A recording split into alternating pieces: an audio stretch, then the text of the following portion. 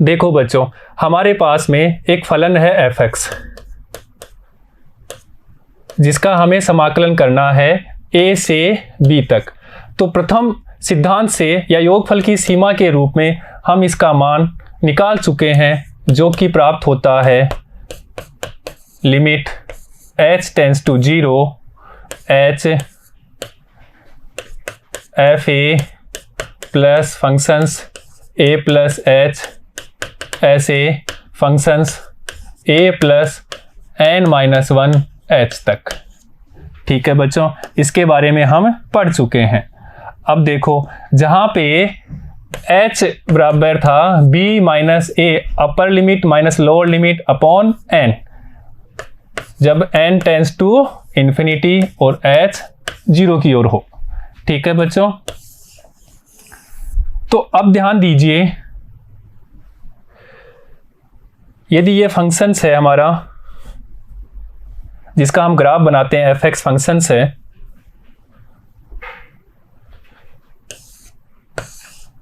x(x), y(x),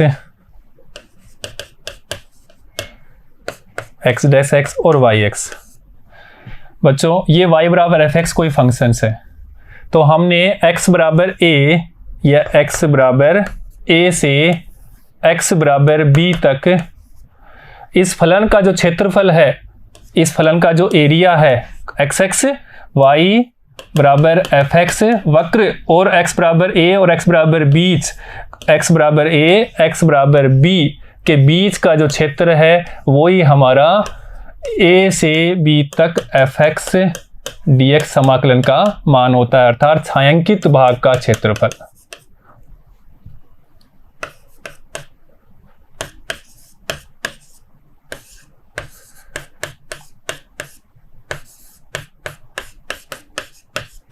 और जो हम इससे प्रथम सिद्धांत से निकाल चुके हैं। अब ध्यान दो बच्चों, अगर यहाँ पे बीच में कोई हम एक फंक्शन लेते हैं x, तो ये वाला जो एरिया हो जाएगा ax, और जिसका मान हम निकालेंगे कहाँ से हो जाएगा, a से लेकर के x तक फंक्शन है f(x) dx। तो ये ax जो एरिया है, ax किसके बराबर होगा, a से x तक f(x) dx, जिसका मान हम प्रथम सिद्धांत से निकाल सकते हैं। पहली प्रमेय है कि क्षेत्र समाकलन गणित की प्रथम आधारभूत प्रमेय क्या है। देखिए बच्चों, ये अभी हमने निकाल लिया कि ax बराबर a से x तक f(x) dx। अगर हम दोनों तरफ इसका अवकलन करते हैं तो a'(x), यहाँ अवकलन समाकलन खत्म हो जाएगा तो यहाँ पे f(x) प्राप्त होगा। तो ये ही प्रथम आधारभूत प्रमेय है कलन की।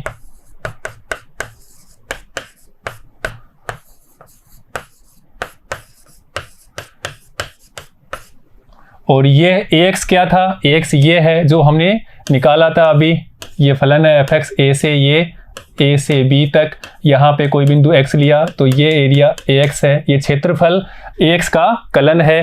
ये जो फलन है पूरा a से b तक x के मान पर निर्भर करता है। ठीक है बच्चों, अब दूसरी देखिए, समाकलन गणित की द्वितीय आधारभूत प्रमेय, ये हमारे लिए इम्पोर्टेंट है बच्चों। यहाँ से हम क्वेश्चन स्टार्ट करते हैं।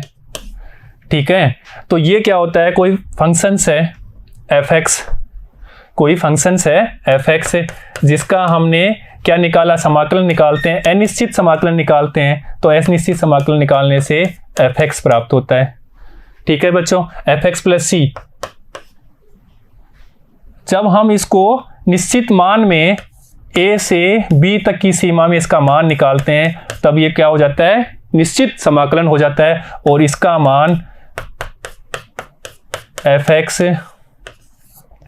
8 प्लस c लगा लो, वो कट जाएगा बाद में,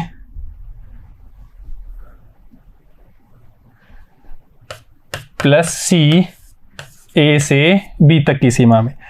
तो चर की जगह पहले अपर लिमिट फिर लोअर लिमिट लगते हैं, तो ये f b माइनस एफ ए प्राप्त होगा, कांस्टेंट कट जाएगा, तो ये ही निश्चित समाकलन का मान कहलाता है और इसी से हम निश्चित समाकलन का मान निकालते हैं।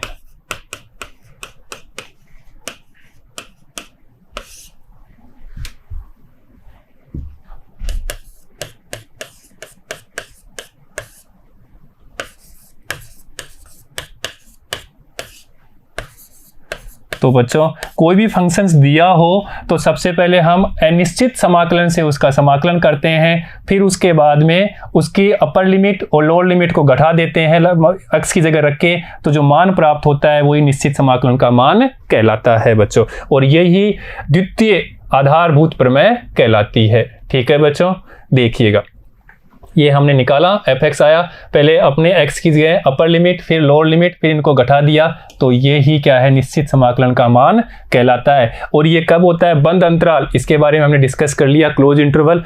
बंद अंतराल में एक सतत फलन f सतत फलन है, सतत फलन के बारे में हमने डिस्कस कर लिया कि ऐसा फलन जिसका ग्राफ बनाते हैं तो पेंसिल को उठाना ना पड़े, वो सतत फलन होता है। तो सतत फलन है और उसमें f का प्रति अवकलज यही होगा, इसका हमने f का प्रति अवकलज f यानी कि उसका समाकलन प्रति अवकलज f(x) होता है। ठीक है बच्चों, तो इसको हम उदाहरण के माध्यम से समझते हैं, देखिएगा। अगर बच्चों समाकलन का मान निकालना दिया हो डायरेक्ट ऐसे, और निश्चित ये समाकलन का मान और ये लिमिट दी हुई हो, तो ये निश्चित समाकलन निकालना है। अगर क्वेश्चन में दे रखा हो कि योगफल की सीमा के रूप में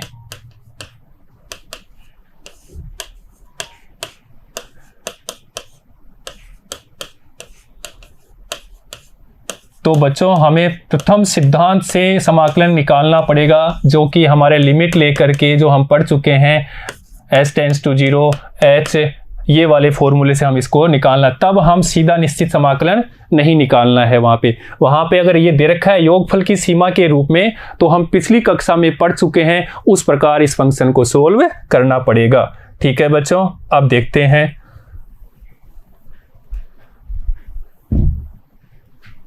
देखिए बच्चों,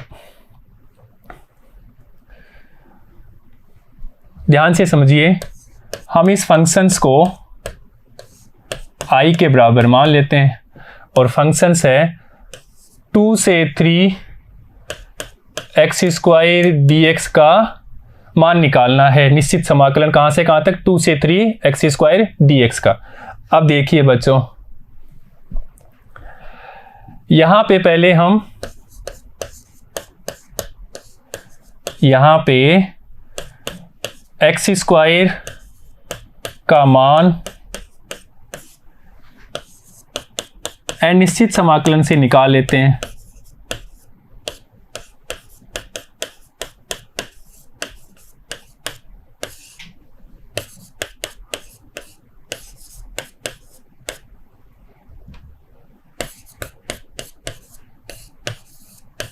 और अनिश्चित समाकलन हमें आता है, फिर उसके बाद में लिमिट लग देंगे, तो फिर इसका मान निश्चित समाकलन का मान प्राप्त हो जाएगा। देखिए, इसलिए x² dx और x² dx का हमें पता ही है, x की घात 3/3, और बच्चों ये अभी पता ही है f(x) के बराबर है। ठीक है,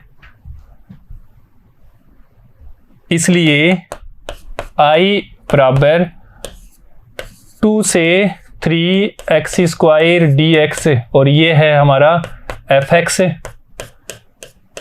और ये इसके बराबर है। अब इसकी लिमिट लगा देते हैं, लिमिट 2 3, लोअर लिमिट और अपर लिमिट। देखिएगा बच्चों, f पहले अपर लिमिट लगते हैं, तो यहाँ पे f(x) की जगह x 3/3 और 2 से 3 तक।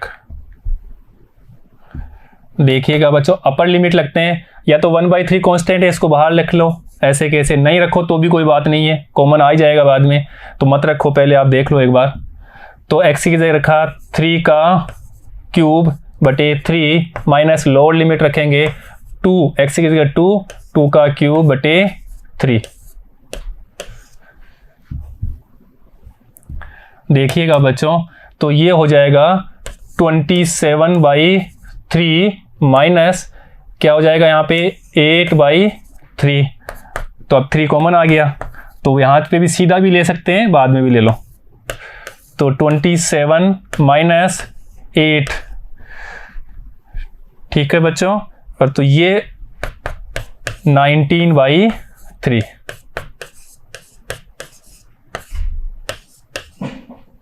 ठीक है बच्चों, यही हमारा उत्तर है। नोट करिए बच्चों, है ना आसान निश्चित समाकलन का मान निकालना। कहां से कहां तक था ये? 2 से 3x² dx। ठीक है बच्चों, नेक्स्ट देखिए क्वेश्चन नंबर 28 का पार्ट 2। देखो बच्चों, उदाहरण है 28, देखिएगा। हम इस फंक्शंस को i के बराबर मान लेते हैं और फंक्शंस है लिमिट 4 से लेके 9 तक। ठीक है बच्चों, तो हम इस फंक्शंस को i के बराबर मान लेते हैं। फंक्शंस है 0 से 9 √x 30 माइनस x की पावर 3/2 x की पावर 3/2 की पावर इस 2 dx। बच्चों, जब हम निश्चित समाकलन निकालेंगे तो निश्चित समाकलन निकालने के लिए हम अनिश्चित समाकलन में जो विधियां पढ़ चुके हैं, जैसे कि प्रतिस्थापन विधि, जैसे आंशिक विधि, जैसे खंडशः विधि, तो इन तीनों विधियों का उपयोग भी हम यहां पे करेंगे। देखिएगा,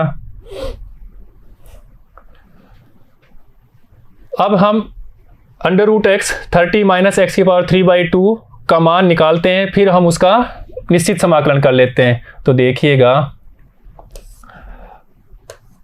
पहले हम √x, यहाँ पे √x बटे 30 माइनस x की पावर 3/2 का होल स्क्वायर dx का मान अनिश्चित समाकलन से कर लेते हैं। और इसके लिए हम प्रतिस्थापित विधि का उपयोग करते हैं, इसलिए पुनः मानते हैं कि 30 माइनस x की पावर 3/2 बराबर t। अवकलन करते हैं तो माइनस 3/2 x 3/2 माइनस 1 dx बराबर dt। तो देखिएगा, माइनस 3/2 x की पावर 1/2, x की पावर 1/2 dx बराबर dt, जिसको हम लिख सकते हैं √x dx। यही चाहिए हमें, अंश में हमारे पास यही है अवकलज। तो √x dx बराबर माइनस, इसको उधर भेज देंगे तो 2/3 dt। इसलिए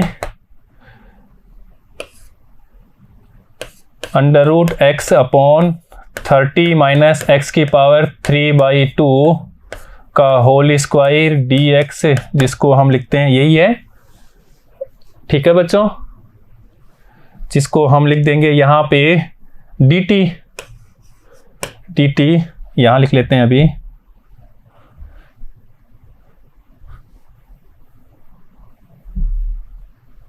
देखिएगा, तो √x dx की जगह dt, √x dx की जगह तो ये माइनस 2/3 तो बाहर ले लेते हैं, और यहाँ पे dt अपॉन, यहाँ देखो बच्चों, इसको t माना था तो ये हो जाएगा t²। अब इसका हम समाकलन करते हैं तो माइनस 2/3 और 1/t², 1/t² का 1/t होता है, ये माइनस में होता है, प्लस c। तो यहाँ पे c की जरूरत नहीं है, क्योंकि c तो जब मान रखेंगे तो कट जाएगा, क्योंकि ये निश्चित समाकलन है। अब ध्यान दीजिए, t की मान वापस रख देते जो हमने माना था, तो 2/3, ये माइनस माइनस तो प्लस, t की जगह हमने लिया था क्या बच्चों? देखिएगा, t बराबर हमने लिया था 30 माइनस x की पावर 3/2। तो 30 माइनस x की पावर 3/2, ये हमारे पास में अनिश्चित समाकलन आ गया, जिसका हमने निकाला था √x बटे 30 माइनस x की पावर 3/2 का होल स्क्वायर dx। ठीक है बच्चों, जो किसके बराबर है, fx के बराबर है। इसलिए i बराबर अपर लिमिट लोअर लिमिट रख देते हैं, तो हम लिख देते हैं यहाँ पे 2/3 1/30 माइनस x की पावर 3/2। देखिए लिमिट क्या है, लिमिट है 4 to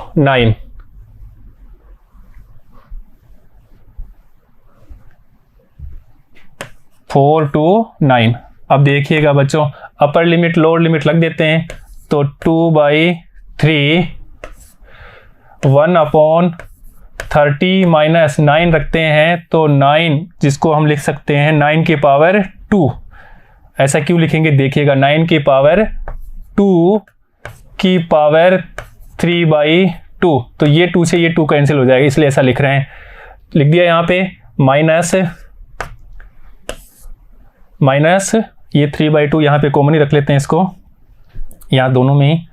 अब देखिए यहाँ पे रखते हैं 2, इधर रखते हैं 4, तो 1/30 माइनस यहाँ पे भी ऐसे कर लेते हैं 2 की पावर 2 और ये 3/2।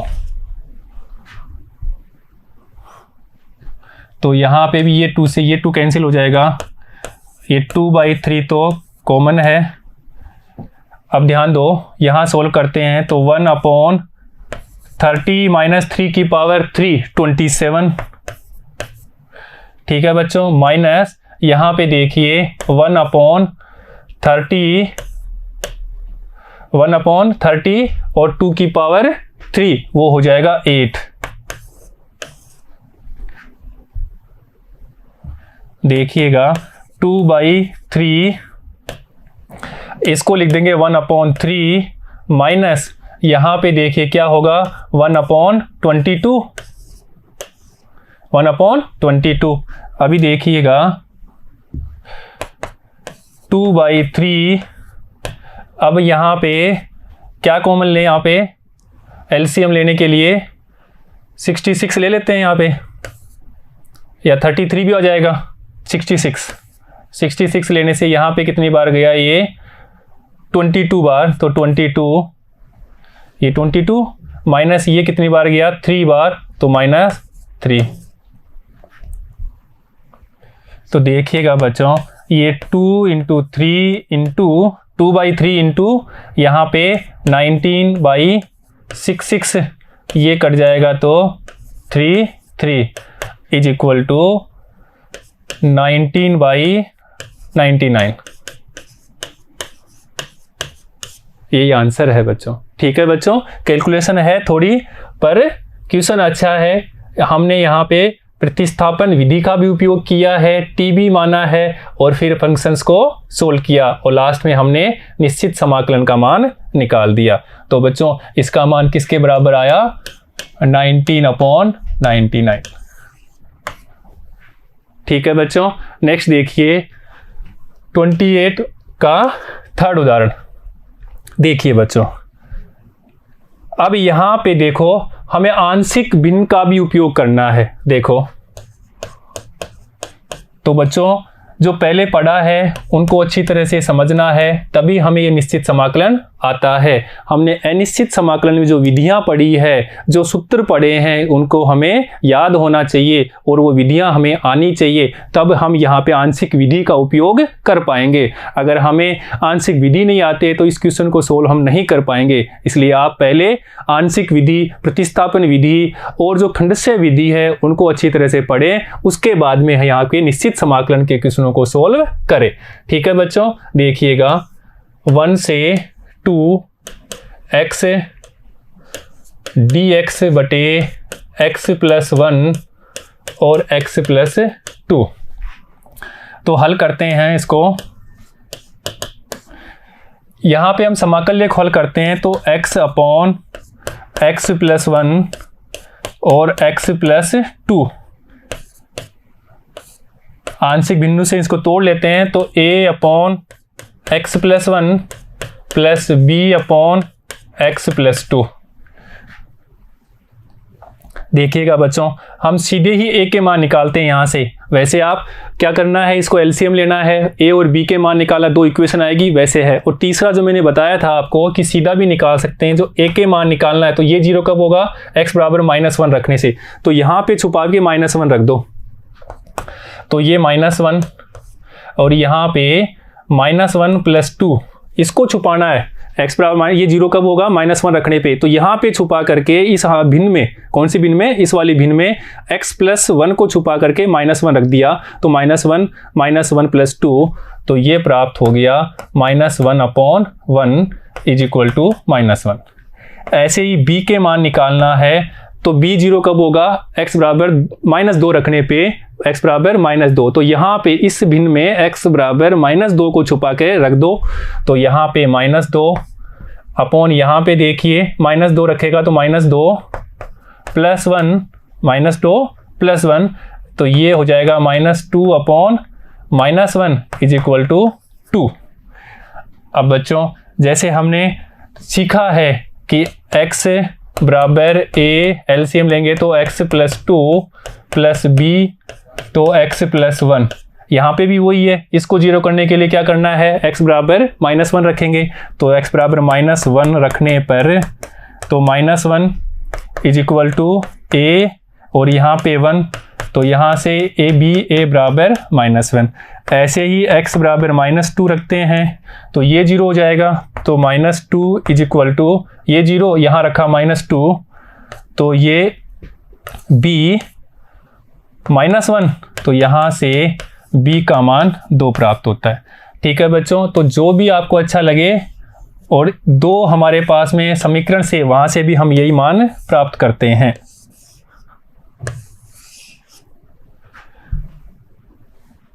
अब देखिए, इसलिए x + 1 और x + 2 dx, x + 1 x + 2 dx का मान प्राप्त हो रहा है। इसको तोड़ा था, a/x + 1 + b/x + 2, ऐसे ही किया था हमने पहले।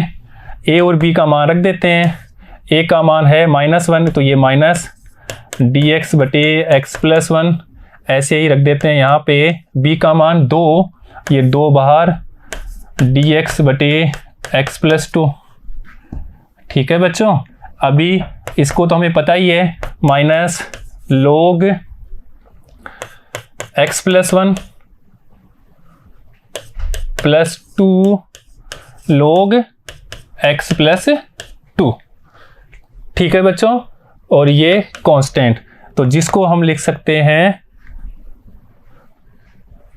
-log x + 1 + 2 log x + 2। ठीक है बच्चों, ये हमारा हो गया fx। अभी हम लिमिट लगा देते हैं, तो fx लिमिट देखो कहाँ से कहाँ तक है, 1 से 2 तक। तो बच्चों लिमिट लगाई हमने 1 से 2 तक, तो यहाँ पे लिमिट लगाएंगे -log x + 1 + 2 log x + 2। Constant का कोई महत्व नहीं है, कट जाएगा 1 से लेकर के 2 तक। ठीक है बच्चों, तो अब हम अपर लिमिट और लोअर लिमिट लगा देते हैं। तो देखिएगा, -log अपर लगाते हैं तो ये हो जाएगा 3 + 2 log 4, ऐसे ही माइनस यहाँ पे देखिए -log 1 + 1, तो log 2, और ये +2 log, यहाँ से 1 + 1 तो 3 हो जाएगा, 2 log 3। देखिएगा बच्चों, सोल्व करते हैं इसको, तो -log 3 प्लस इसको लिख सकते हैं log 4 की पावर 2 माइनस, और ये प्लस, तो log 2, और यहाँ पे -2 log 3। ठीक है बच्चों, अभी देखिए ये जुड़ जाएगा, तो -3 log 3, और यहाँ से इसको लिख सकते हैं प्लस log 16 इंटू 2, log की प्रमेय लगा रहे हैं। अभी देखिए हम इसको लिख सकते हैं माइनस log 3 की पावर 3, तो 27 प्लस log 32, फिर इसको लिख सकते हैं log 32/27, अर्थात इसका मान आएगा log 32/27। ठीक है बच्चों, देखिएगा तो यहाँ पे आंशिक भिन्न विधि का उपयोग भी किया, log की प्रमेय भी लगाई और इस फंक्शंस का निश्चित समाकलन निकाल दिया log 32/27। यही इसका आंसर है। ठीक है बच्चों, तो बच्चों नेक्स्ट देखते हैं उदाहरण 28 का पार्ट 4th। हल करते हैं बच्चों इसको। सबसे पहले हम इस फंक्शंस को i के बराबर मान लेते हैं, 0 से π/4 sin की घात 3 2t cos 2t dt। ध्यान दो बच्चों, यहाँ पे हमारा चर है वो t है, इसलिए अब हम प्रतिस्थापन विधि भी उपयोग करते हैं। हम अनिश्चित समाकलन से प्रतिस्थापन विधि का उपयोग करते इस समाकलन का मान निकाल लेते हैं। देखिएगा बच्चों,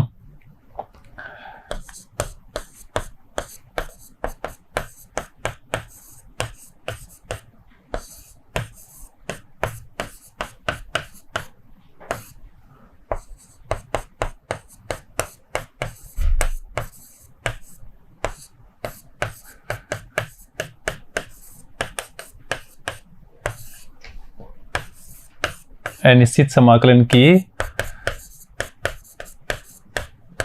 सहायता से प्राप्त कर लेते हैं।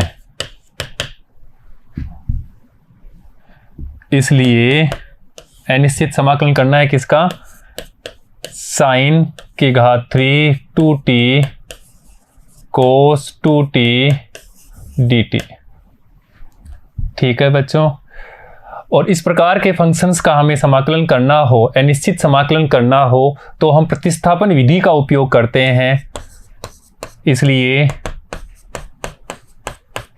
sin 2t को हम नया चर मान लेते हैं, sin 2t इक्वल टू हमने u माना। ठीक है बच्चों, अब हम इसका अवकलन करते हैं, तो अवकलन होगा cos 2t, अब 2 का किया 2t का किया तो 2 dt इक्वल टू du। हमें तो cos t dt चाहिए, तो cos t 2t dt equal to du/2। देखिएगा बच्चों, इसलिए साइन की घात 3 2t cos 2t dt is equal to, इसको लिख देंगे समाकलन साइन 2t, तो साइन 2t को तो हमने u माना, तो u की पावर 3, और cos 2t dt को du, और बच्चों ये 1/2 हम बाहर ले लेते हैं। तो अभी u की घात 3 du का समाकलन करते हैं, तो हमारे पास में u की घात 4/4 और ये 1/2 बाहर था, तो u की पावर 4/8 प्राप्त हो गया। ठीक है बच्चों, तो u बराबर साइन 2t माना था, पुनः रखने पर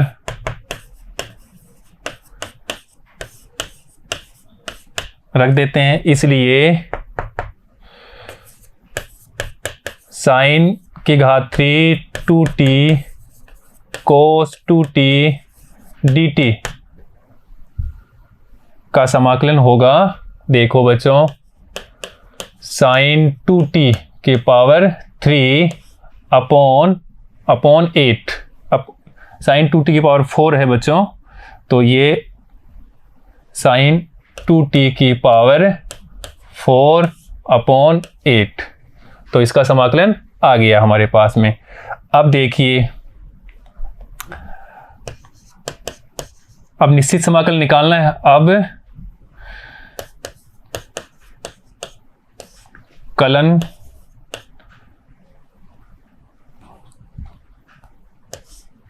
के द्वितीय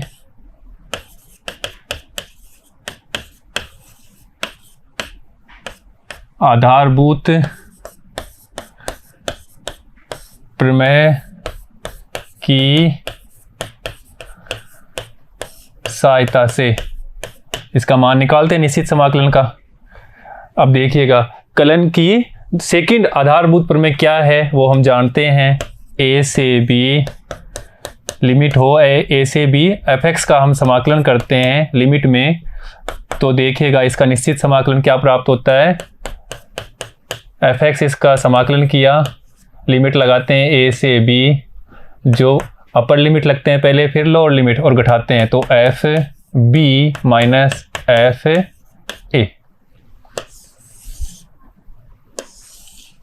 तो हमने एफ एक्स तो निकाल लिया, क्या था वो, एफ टी।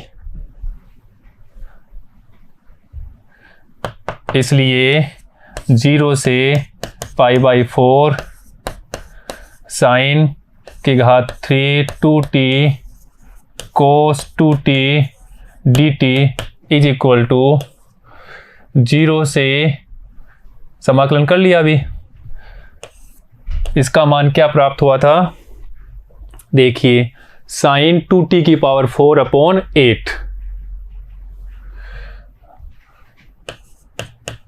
साइन 2t की पावर 4/8 वो कहाँ से कहाँ तक, 0 से π/4। अब इसका यूज कर लेते हैं, इसलिए कलन की द्वितीय आधारभूत प्रमेय से तो यहाँ पे लगा देते हैं। देखो बच्चों, upper limit minus lower limit, तो upper limit minus lower limit, तो देखिएगा साइन 2 हमें क्या करना है, t की जगह किस क्या करना है, π/4, तो ये लिखना है π/4। ठीक है बच्चों, अपॉन 8 का क्या है, इसकी घात 4 है। ठीक है बच्चों, माइनस ऐसे ही 0 करना है, तो साइन 20/8 ये पावर 4। ठीक है बच्चों, अभी देखिएगा आगे,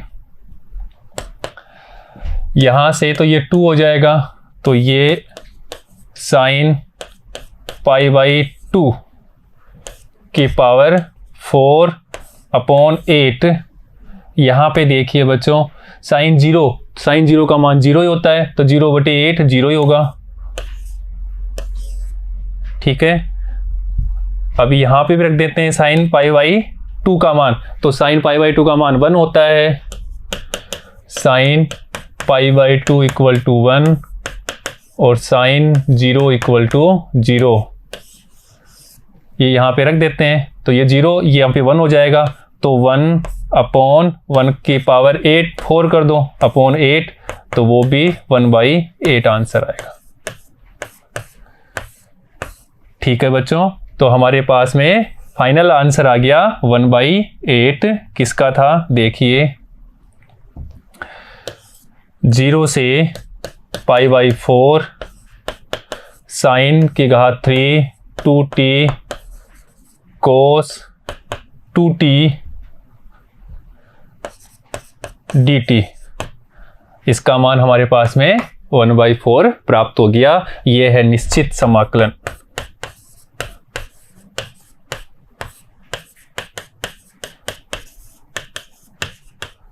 निश्चित समाकलन का मान